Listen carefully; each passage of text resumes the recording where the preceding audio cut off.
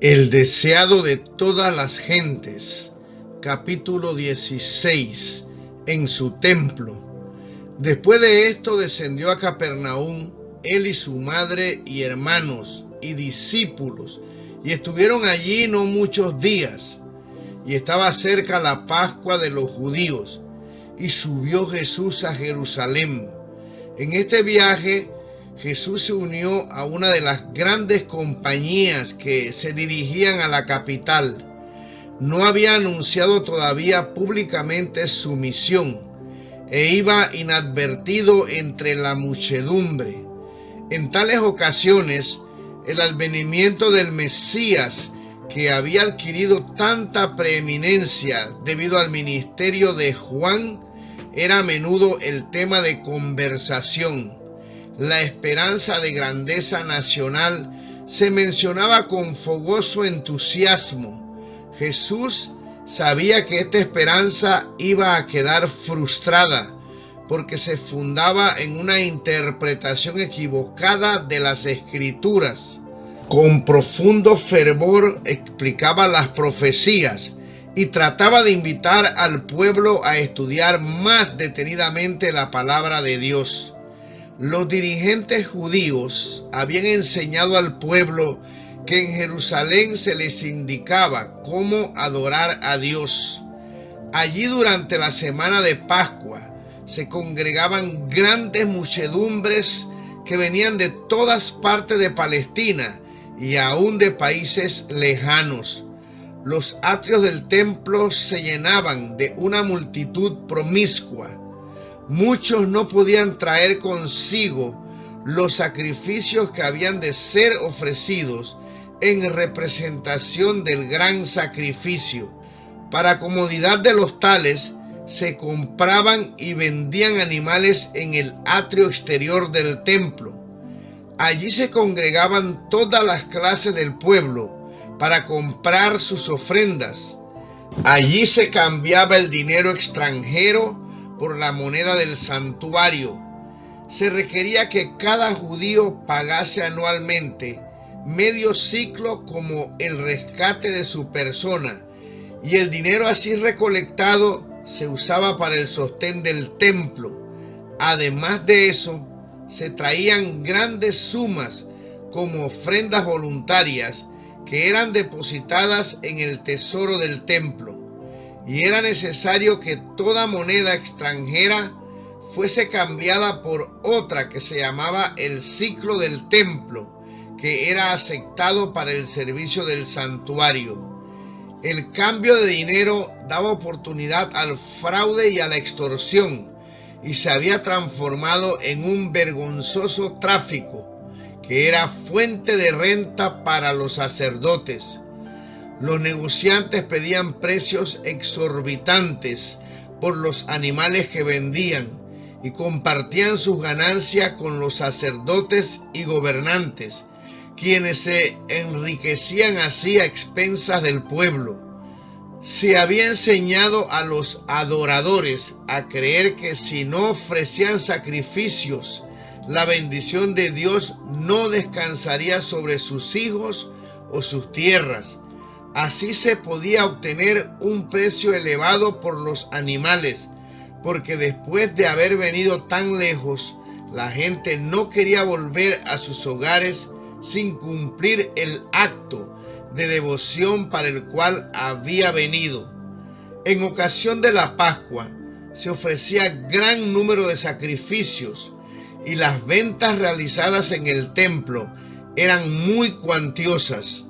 La confusión consiguiente daba la impresión de una ruidosa feria de ganado, más bien que del sagrado templo de Dios. Podían oírse voces agudas que regateaban el mugido del ganado vacuno, los balidos de las ovejas, el arrullo de las palomas, mezclado con el ruido de las monedas y de disputas airadas. La confusión era tanta que perturbaba a los adoradores, y las palabras dirigidas al Altísimo quedaban ahogadas por el tumulto que invadía el templo. Los judíos eran excesivamente orgullosos de su piedad, se regocijaban de su templo y consideraban como blasfemia cualquier palabra pronunciada contra él. Eran muy rigurosos en el cumplimiento de las ceremonias relacionadas con él, pero el amor al dinero había prevalecido sobre sus escrúpulos. Apenas se daban cuenta de cuán lejos se habían apartado del propósito original del servicio instituido por Dios mismo. Cuando el Señor descendió sobre el monte Sinaí, ese lugar quedó consagrado por su presencia. Moisés recibió la orden de poner límites alrededor del monte y santificarlo, y se oyó la voz del Señor pronunciar esta amonestación: guardaos, no subáis al monte, ni toquéis a su término. Cualquiera que tocare el monte, de seguro morirá. No le tocará mano, mas será apedreado o asaeteado. Sea animal o sea hombre, no vivirá. Así fue enseñada la lección de que donde quiera que Dios manifieste su presencia, ese lugar es santo. Las dependencias del templo de Dios debieran haberse considerado sagradas, pero en la lucha para obtener ganancias, todo se perdió de vista. Los sacerdotes y gobernantes eran llamados a ser representantes de Dios ante la nación. Debieran haber corregido los abusos que se cometían en el atrio del templo.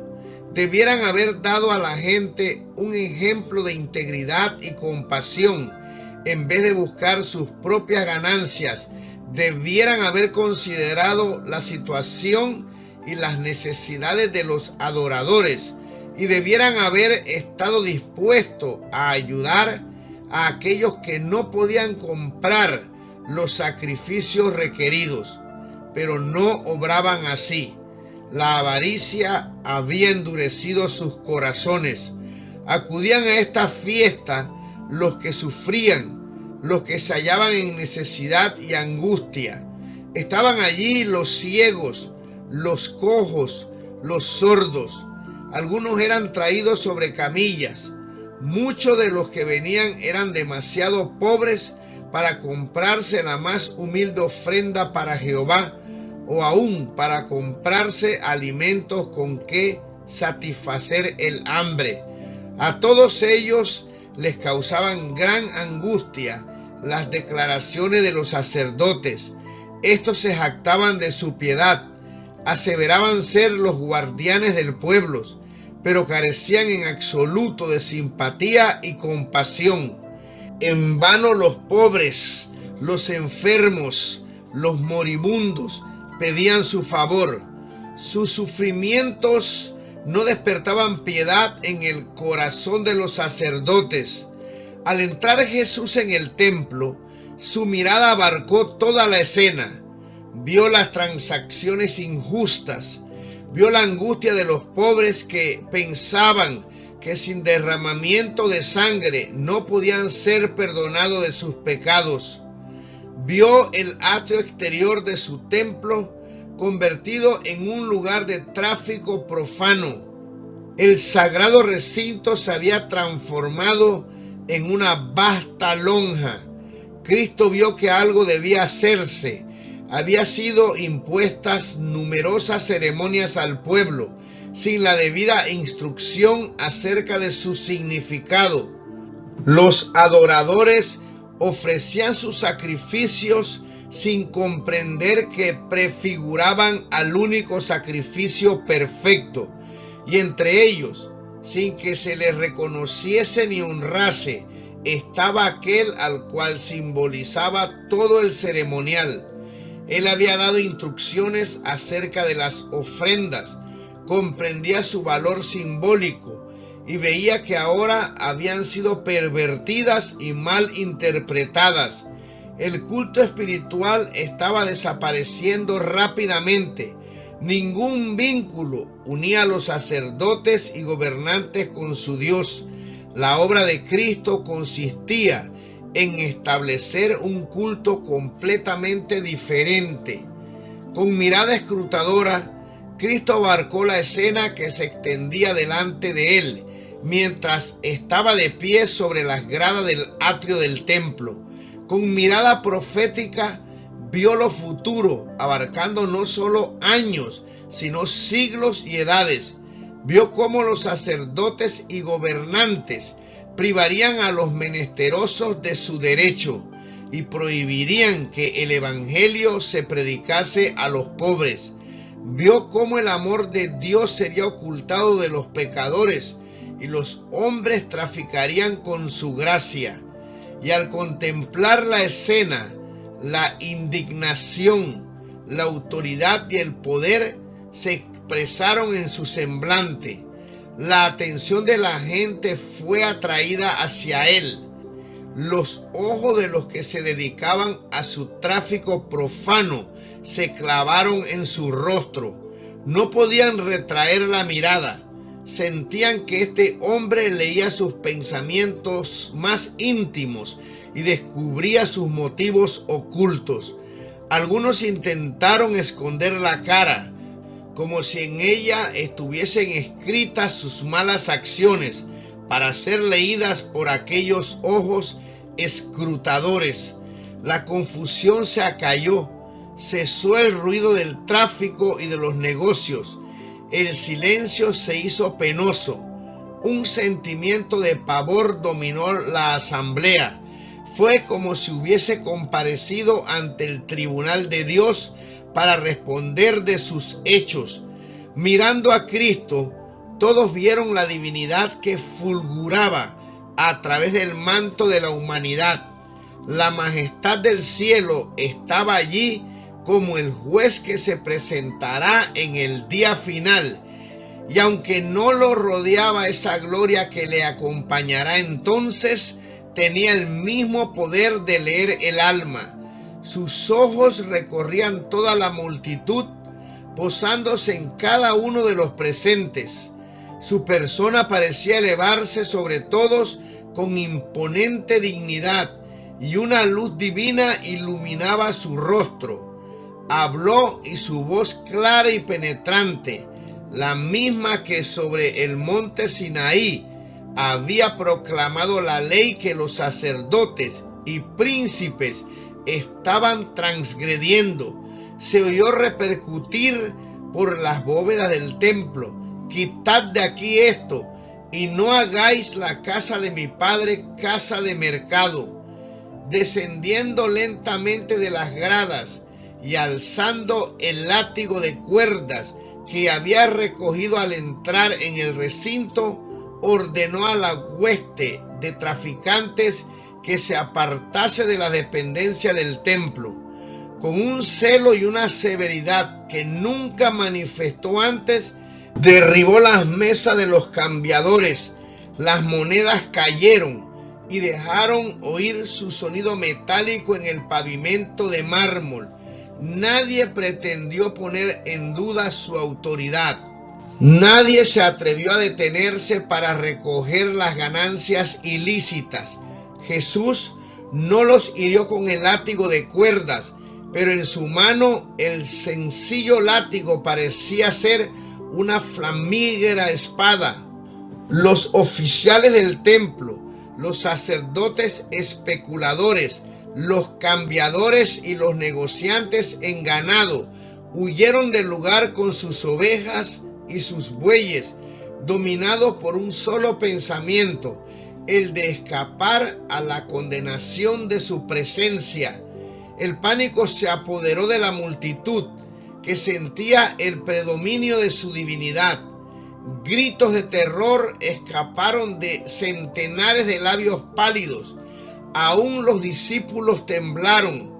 Les causaron pavor las palabras y los modales de Jesús, tan diferentes de su conducta común. Recordaron que se había escrito acerca de él: me consumió el celo de tu casa.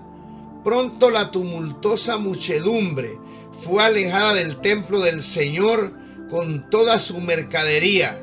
Los atrios quedaron libres de todo tráfico profano, y sobre la escena de confusión descendió un profundo y solemne silencio. La presencia del Señor, que antiguamente santificara el monte, había hecho sagrado el templo levantado en su honor. En la purificación del templo, Jesús anunció su misión como Mesías y comenzó su obra. Aquel templo erigido para morada de la presencia divina estaba destinado a ser una lección objetiva para Israel y para el mundo. Desde las edades eternas había sido el propósito de Dios que todo ser creado, desde el resplandeciente y santo serafín hasta el hombre, fuese un templo para que en él habitase el Creador. A causa del pecado, la humanidad había dejado de ser templo de Dios. Ensombrecido y contaminado por el pecado, el corazón del hombre no revelaba la gloria del ser divino, pero por la encarnación del Hijo de Dios se cumple el propósito del cielo. Dios mora en la humanidad y mediante la gracia salvadora, el corazón del hombre vuelve a ser su templo. Dios quería que el templo de Jerusalén fuese un testimonio continuo del alto destino ofrecido a cada alma, pero los judíos no habían comprendido el significado del edificio que consideraban con tanto orgullo. No se entregaban a sí mismos como santuarios del Espíritu Divino. Los atrios del templo de Jerusalén, llenos del tumulto de un tráfico profano, representaban con demasiada exactitud el templo del corazón, contaminado por la presencia de las pasiones sensuales y de los pensamientos profanos. Al limpiar el templo de los compradores y vendedores mundanales, Jesús anunció su misión de limpiar el corazón de la contaminación del pecado, de los deseos terrenales, de las concupiscencias egoístas, de los malos hábitos que corrompen el alma. Vendrá a su templo el Señor, a quien vosotros buscáis, y el ángel del pacto, a quien deseáis vosotros. He aquí viene, ha dicho Jehová de los ejércitos. ¿Y quién podrá sufrir el tiempo de su venida? ¿O quién podrá estar cuando él se mostrará?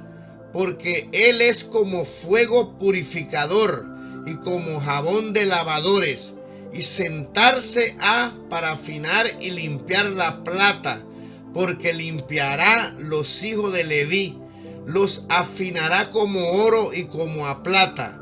¿No sabéis que sois templo de Dios y que el Espíritu de Dios mora en vosotros? Si alguno violare el templo de Dios, Dios destruirá al tal, porque el templo de Dios, el cual sois vosotros, santo es. Ningún hombre puede de por sí echar las malas huestes que se han poseído del corazón. Solo Cristo puede purificar el templo del alma, pero no forzará la entrada. No viene a los corazones como antaño a su templo, sino que dice: he aquí, yo estoy a la puerta y llamo. Si alguno oyere mi voz y abriere la puerta, entraré a él. Él vendrá, no solamente por un día, porque dice: habitaré y andaré en ellos, y ellos serán mi pueblo. Él sujetará nuestras iniquidades y echará en los profundos de la mar todos nuestros pecados. Su presencia limpiará y santificará el alma, de manera que pueda ser un templo santo para el Señor y una morada de Dios en virtud del Espíritu. Dominados por el terror, los sacerdotes y príncipes habían huido del atrio del templo y de la mirada escrutadora que leía sus corazones. Mientras huían, se encontraron con otros que se dirigían al templo y les aconsejaron que se volvieran, diciéndoles lo que habían visto y oído. Cristo miró anhelante a los hombres que huían, compadeciéndose de su temor y de su ignorancia de lo que consistía el verdadero culto.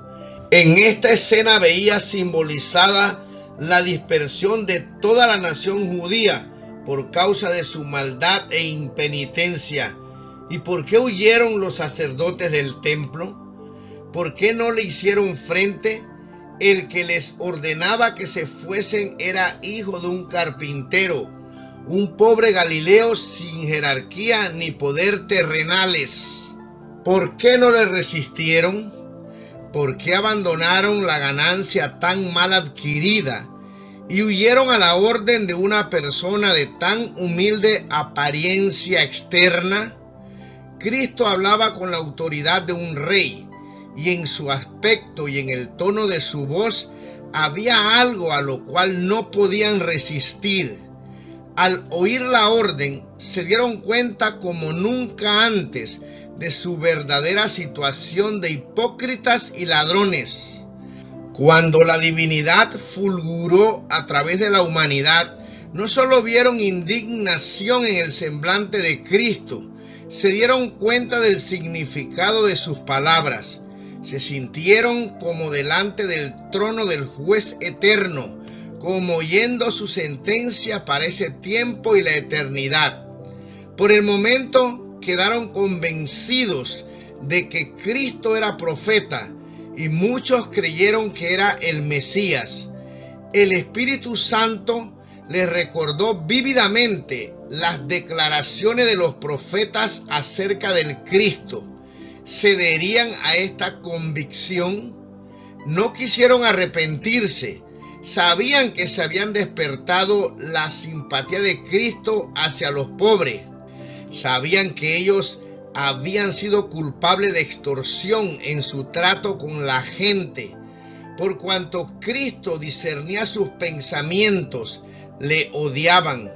Su reprensión en público humillaba su orgullo y sentían celos de su creciente influencia con la gente. Resolvieron desafiarle acerca del poder por el cual los había echado y acerca de quién le había dado esta autoridad. Pensativos, pero con odio en el corazón, volvieron lentamente al templo. Pero ¿qué cambio se había verificado durante su ausencia? Cuando ellos huyeron, los pobres quedaron atrás y estos estaban ahora mirando a Jesús, cuyo rostro expresaba su amor y simpatía. Con lágrimas en los ojos, decía a los temblorosos que les rodeaban: no temáis, yo os libraré y vosotros me glorificaréis. Por esta causa he venido al mundo. La gente se agolpaba en la presencia de Cristo con súplicas urgentes y lastimeras, diciendo: Maestro, bendíceme. Su oído atendía cada clamor. Con una compasión que superaba a la de una madre, se inclinaba sobre los pequeñuelos que sufrían. Todos recibían atención. Cada uno quedaba sano de cualquier enfermedad que tuviera. Los mudos abrían sus labios en alabanzas. Los ciegos contemplaban el rostro de su Salvador. El corazón de los dolientes era alegrado. Mientras los sacerdotes y oficiales del templo presenciaban esta obra, qué revelación fueron para ellos los sonidos que llegaban a sus oídos. Los concurrentes relataban la historia del dolor que habían sufrido, de sus esperanzas frustradas, de los días penosos y de las noches de insomnio, y de cómo cuando parecía haberse apagado la última chispa de esperanza, Cristo los había sanado. La carga era muy pesada, decía uno, pero he encontrado un ayudador. Es el Cristo de Dios, y dedicaré mi vida a su servicio. Había padres que decían a sus hijos: Él salvó vuestra vida, alzad vuestras voces y alabadle. Las voces de niños y jóvenes, de padres y madres, de amigos y espectadores, se unían en agradecimiento y alabanza. La esperanza y la alegría llenaban los corazones. La paz embargaba los ánimos. Estaban sanos de alma y cuerpo, y volvieron a sus casas proclamando por doquiera el amor sin par de Jesús. En ocasión de la crucifixión de Cristo, los que habían sido sanados no se unieron con la turba para clamar: crucifícale, crucifícale. Sus simpatías acompañaban a Jesús porque habían sentido su gran simpatía y su poder admirable. Le conocían como su Salvador porque Él les había dado salud del cuerpo y del alma. Escucharon la predicación de los apóstoles y la entrada de la palabra de Dios en su corazón les dio entendimiento. Llegaron a ser agentes de la misericordia de Dios e instrumentos de su salvación. Los que habían huido del atrio del templo volvieron poco a poco después de un tiempo. Habían dominado parcialmente el pánico que se había apoderado de ellos, pero sus rostros expresaban irresolución y timidez. Miraban con asombro las obras de Jesús y quedaron convencidos de que en Él se cumplían las profecías concernientes al Mesías. El pecado de la profanación del templo incumbía en gran medida a los sacerdotes. Por arreglo suyo, el atrio había sido transformado en un mercado. La gente era comparativamente inocente. Había quedado impresionada por la autoridad divina de Jesús, pero consideraba suprema la influencia de los sacerdotes y gobernantes. Estos miraban la misión de Cristo como una innovación y ponían en duda su derecho a intervenir en lo que había sido permitido por las autoridades del templo. Se ofendieron porque el tráfico había sido interrumpido y ahogaron las convicciones del Espíritu Santo. Sobre todos los demás, los sacerdotes y gobernantes debieran haber visto en Jesús al ungido del Señor, porque en sus manos estaban los rollos sagrados que describían su misión, y sabían que la purificación del templo era una manifestación de un poder más que humano. Por mucho que odiasen a Jesús, no lograban librarse del pensamiento de que podía ser un profeta enviado por Dios para restaurar la santidad del templo. Con una deferencia nacida de este temor, fueron a preguntarle: ¿qué señal nos muestras de que haces esto? Jesús les había mostrado una señal. Al hacer penetrar la luz en su corazón y al ejecutar delante de ellos las obras que el Mesías debía ejecutar, les había dado evidencia convincente de su carácter. Cuando le pidieron una señal, les contestó con una parábola y demostró así que discernía su malicia y veía hasta dónde los conduciría. Destruid este templo, dijo, y en 3 días lo levantaré. El sentido de estas palabras era doble. Jesús aludía no solo a la destrucción del templo y del culto judaico, sino a su propia muerte, la destrucción del templo de su cuerpo. Los judíos ya estaban maquinando esto. Cuando los sacerdotes y gobernantes volvieron al templo, se proponían matar a Jesús y librarse del perturbador. Sin embargo, cuando desenmascaró ese designio suyo, no le comprendieron. Al interpretar sus palabras, las aplicaron solamente al templo de Jerusalén y con indignación exclamaron: en 46 años fue este templo edificado, y tú en 3 días lo levantarás.